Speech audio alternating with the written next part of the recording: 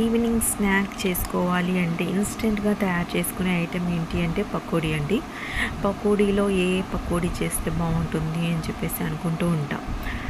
ఎప్పుడు ఉల్లిపాయ పకోడీ అండి, బోర్ కొట్టేస్తుంది. సరే ఈసారి కొంచెం డిఫరెంట్గా తయారు చేసుకుందాం.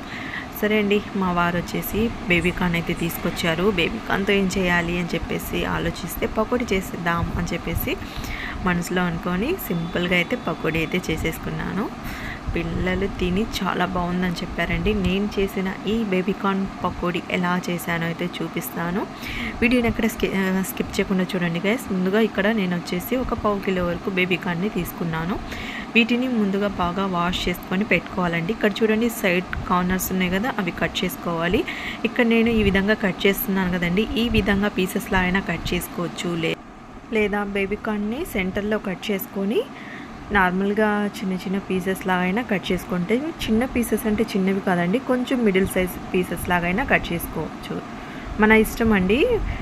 మనం పకోడీలే కాబట్టి చేస్తుంది, నార్మల్ పీసెస్ అయితే సరిపోతుంది. నేనైతే ఈ విధంగా మొత్తం అయితే కట్ చేసి పెట్టుకున్నాను.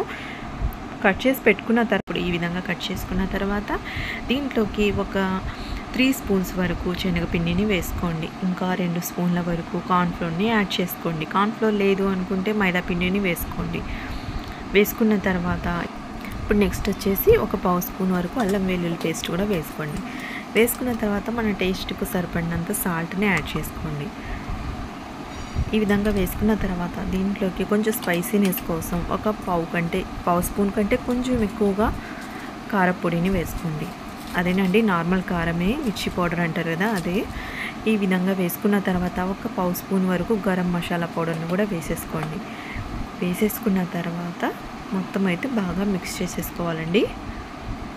ముందుగా వాటర్ అనేది వేసుకోకుండా నార్మల్గా ఈ పౌడర్స్ అన్నీ ఈ బేబీకార్న్కు పట్టే విధంగా మొత్తం బాగా కలుపుకోవాలి. ఇక్కడ నేను బేబీకార్న్ అనేది బాయిల్ అయితే చేయలేదండి, నార్మల్గా పచ్చి వాటితోనే నేనైతే ఇక్కడ పకోడీ అయితే తయారు చేస్తున్నాను. మీరు కావాలి అంటే బేబీకార్న్ని బాయిల్ చేసుకోవచ్చు, నాకైతే అవసరం లేదనిపించింది.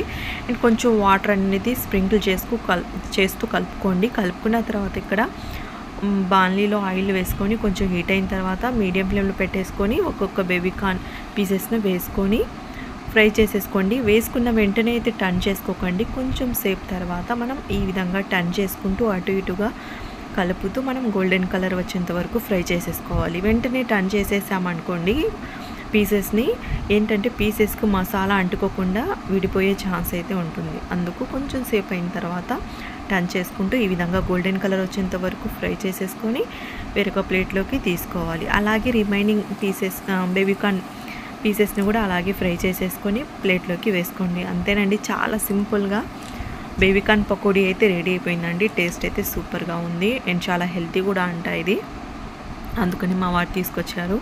దాంతో సింపుల్గా ఈ బేబీకార్న్ పకోడీ అయితే తయారు చేసేసాను. వీడియో నచ్చితే లైక్ చేయండి, షేర్ చేయండి, మన ఛానల్ని